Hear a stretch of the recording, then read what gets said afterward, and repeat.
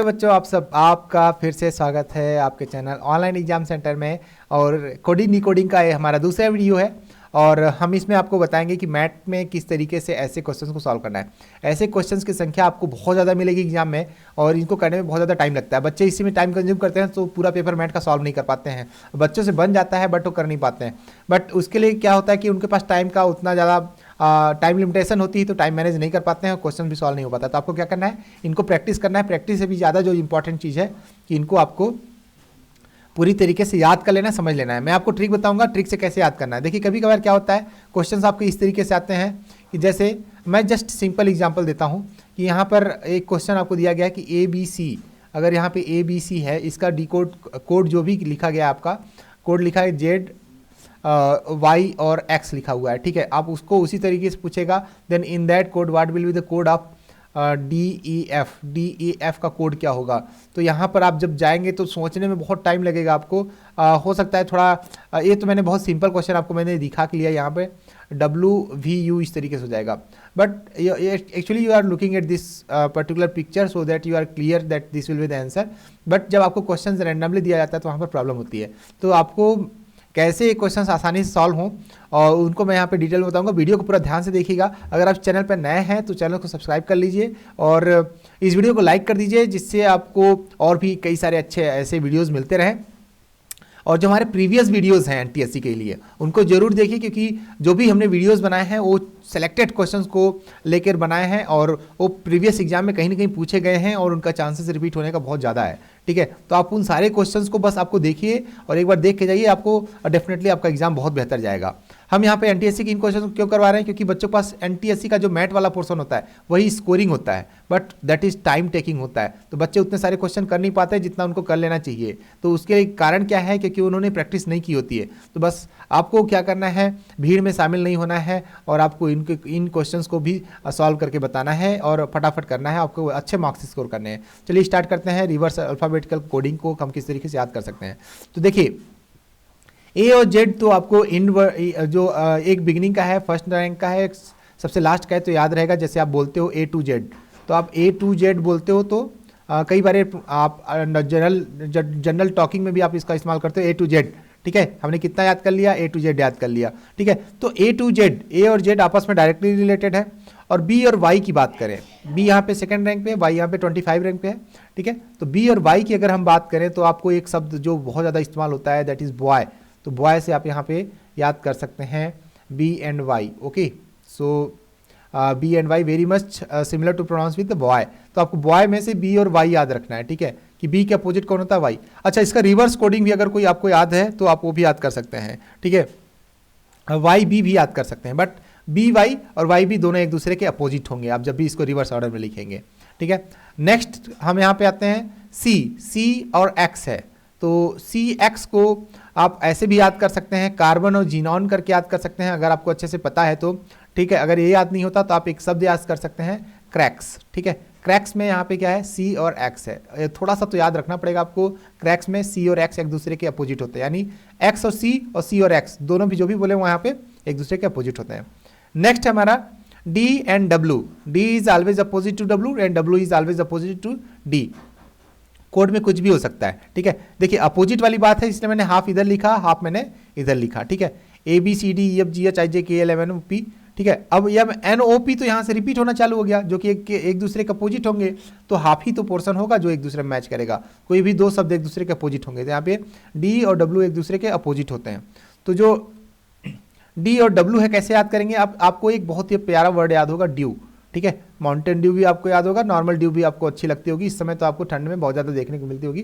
तो आप ड्यू से यहाँ से इसको अच्छे से याद कर सकते हैं, ठीक है। और फिर ठीक है, और या फिर थोड़ा इसको अगर ट्रिकी वे में समझें तो आप दोस्त की वाइफ भी याद कर सकते हैं ना, दोस्त की वाइफ याद कर सकते हैं। तो दोस्त की वाइफ है ना, आप इसको ले सकते हैं कॉमिकल वे में भी। तो डी फॉर दोस्त एंड वाइफ फॉर डब्ल्यू, दोस्त की वाइफ हो जाएगा, या फिर आप डी याद कीजिए, बहुत ही सिंपल है। ये वाला पोर्शन थोड़ा सा लेंदी हो जाएगा। नेक्स्ट हमारा ईवी, ठीक है। ईवी को आप ईव शब्द आपने सुना होगा, ठीक है। कोई भी फेस्टिवल ईव या कोई भी उत्सव जो होता है उसमें हम ईव शब्द का इस्तेमाल करते हैं। ईवी में ईव दोनों आ रहा है, E and V are exactly opposite to each other in the reverse order. और अगर साइंस की बात करें तो आप बहुत ही आसान तरीके से साइंस में भी याद कर सकते हैं। आपने एनर्जी की एक यूनिट पढ़ी होगी, क्या?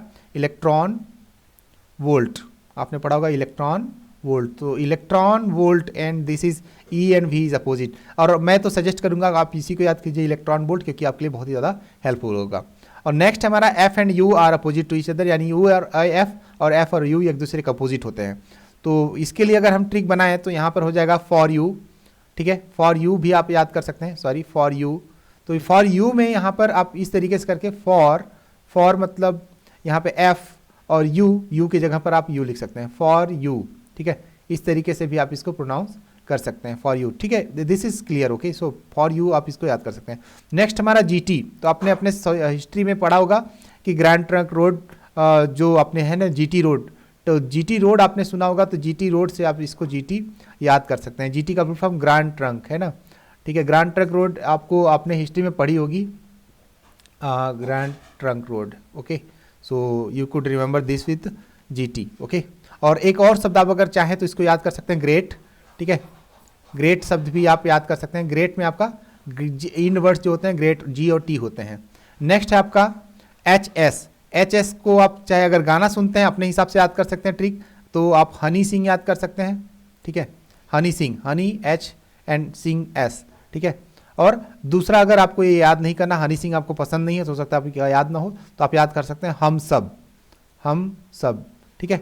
तो हम सब अगर आप याद करते हैं तो हम सब से भी आपको याद हो जाएगा, हम में एच आएगा और सब में एस आएगा। तो एच और एस एक दूसरे के अपोजिट होते हैं। नेक्स्ट अगर हम यहाँ पे देखें आई आर, तो आई आर तो बहुत ही फेमस वर्ड है, इंडियन रेलवे। इंडियन रेलवे, तो आपको इसमें तो कोई कन्फ्यूजन नहीं होना है, आपको इंडियन रेलवे आपको याद करना है, ठीक है। इंडियन रेलवे, इससे आपको याद रहेगा, इंडियन का पहला वर्ड आई है और रेलवे का पहला वर्ड यहाँ पे आर है, तो एग्जैक्टली आपको ये बहुत ही आसानी से याद हो जाना है। और नेक्स्ट वर्ड आपका जे क्यू, तो जे क्यू को आपको याद कर सकते हैं अगर आपने प्लेइंग कार्ड पढ़ा होगा, थोड़ा बहुत देखा होगा, या गलती से अगर कभी खेला होगा तो आपको याद होगा कि जो काउंटिंग होती है, पहले एस होता है, एस के बाद 2 3 4 5 6 7 8 9 10 तक जाती है काउंटिंग, फिर उसके बाद कौन आता है, उसके बाद आता है जोकर, फिर उसके बाद आता है क्वीन, फिर उसके बाद आता है किंग, ठीक है। इस तरीके से आता है। तो जे और क्यू का भी जो सीक्वेंस है वो हमेशा पास में आता है, जे क्यू ऑलवेज पास में रहता है। अगर आप किंग को पहले रखते हैं, क्वीन को बाद में रखते हैं, तभी जोकर लास्ट में आएगा, तो भी क्यू और जे साथ में ही रहेंगे, ठीक है, क्योंकि किंग बीच में नहीं रहेगा, ठीक है। तो इस तरीके से जो जोकर है वो क्वीन के पास में होता है, आप इसको देखिए से याद कर सकते हैं। बट अगर आपको प्लेइंग कार्ड में इंटरेस्ट नहीं है तो इसका मैं दूसरा ट्रिक भी बता देता हूँ कि जब कयामत आएगी, तो आप इस तरीके से याद कर सकते हैं, जब कयामत, ठीक है। जब कयामत शब्द से आप यहाँ पे अगर आपको अच्छा लगता है तो आप इसको भी याद कर सकते हैं, जब कयामत, ठीक है। वैसे जे क्यू ज़्यादा अच्छा है प्लेइंग कार्ड से आपको रिलेट करना। नेक्स्ट है आपका P and Q are just opposite to each other, P and Q. तो यहाँ पे एक अगर आप देखें किंग्स 11 पंजाब, अगर आप याद करते हैं किंग्स 11 पंजाब, तो ये आईपीएल की टीम है, आपको इस तरीके से हेल्प कर सकता है, ठीक है। आप इसको याद कर सकते हैं, या फिर अगर इसको नहीं याद करना चाहते हैं तो एक और भी बहुत सिंपल वर्ड है, कल परसों, ठीक है। कल परसों एक नॉर्मल हिंदी का सेंटेंस है जो हम जनरली इस्तेमाल करते हैं कि कोई पूछे पढ़ाई कब करोगे तो आप बोलते हो कल परसों, ठीक है।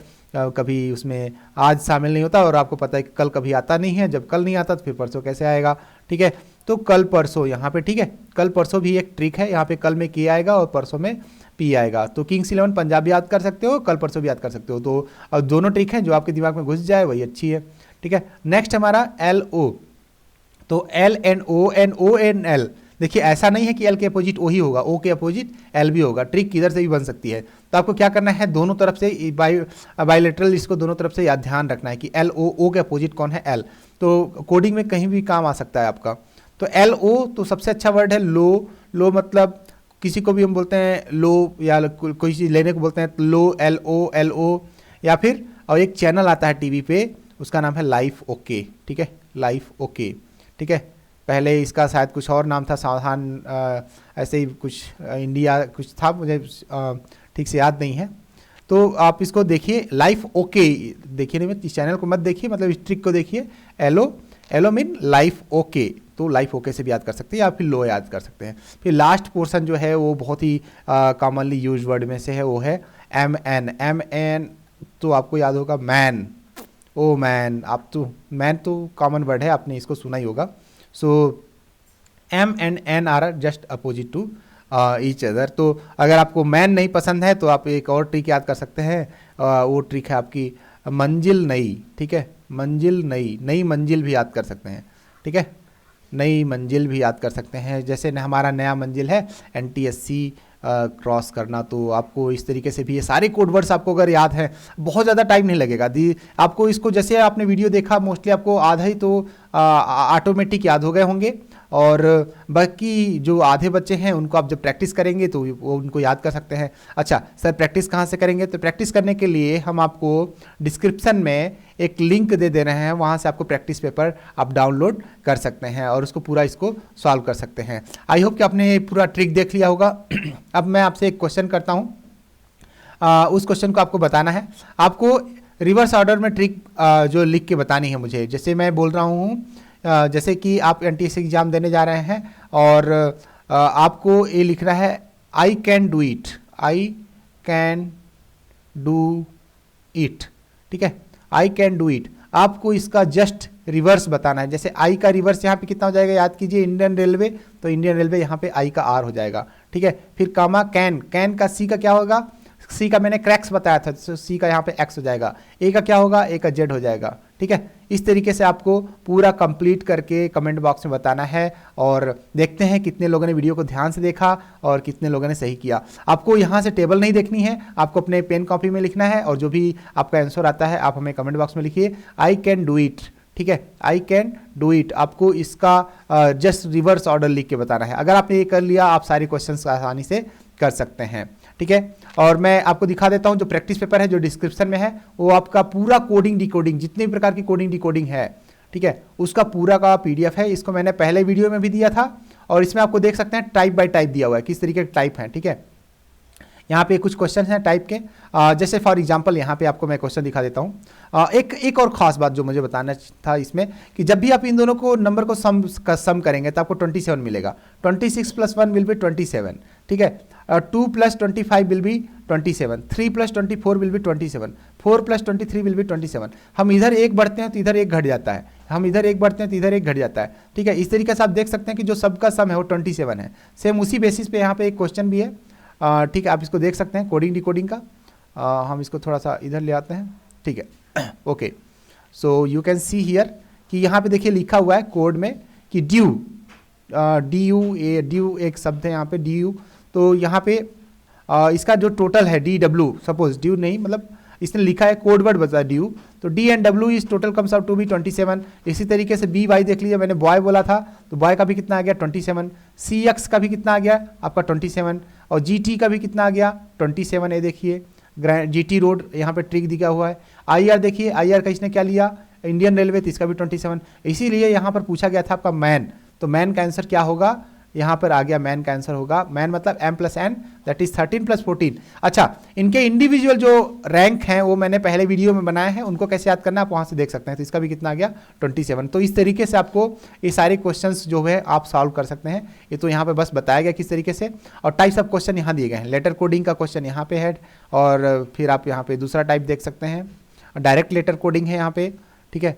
और यहाँ पे नंबर ऑब्लिक सिंबल कोडिंग है, यहाँ पे आप इन क्वेश्चंस को सेपरेट कर सकते हैं। देखिए अचानक से करने में आपको हो सकता है कि आपसे क्वेश्चन बन जाए, but it will be time taking, so आपको टाइप बाय टाइप प्रैक्टिस करना है। और यहाँ पे है इस तरीके से, तो यहाँ पे वर्ड कोडिंग, न्यूमेरिकल कोडिंग आपको दिए जाएंगे इसमें, ठीक है। पूरा सेंटेंस का यहाँ पे सब्स्टिट्यूशन कोडिंग है, जैसे रेड का वायलेट, येलो, इस तरीके से कलर जो कोडिंग होती है आपसे पूछी जाती है। तो ये सारे क्वेश्चन दिए गए हैं, और प्रैक्टिस करने के लिए पूरे क्वेश्चन दिए गए हैं, और ना सिर्फ क्वेश्चंस दिए गए हैं आपको, इनके आपको सॉल्यूशन भी दिए गए हैं। चाहे तो आप इसको अपने नियर बाय किसी शॉप से प्रिंट करवा सकते हैं, या तो फिर आप अपने मोबाइल में PDF डाउनलोड करके इसको क्वेश्चन को सॉल्व कर सकते हैं, ठीक है।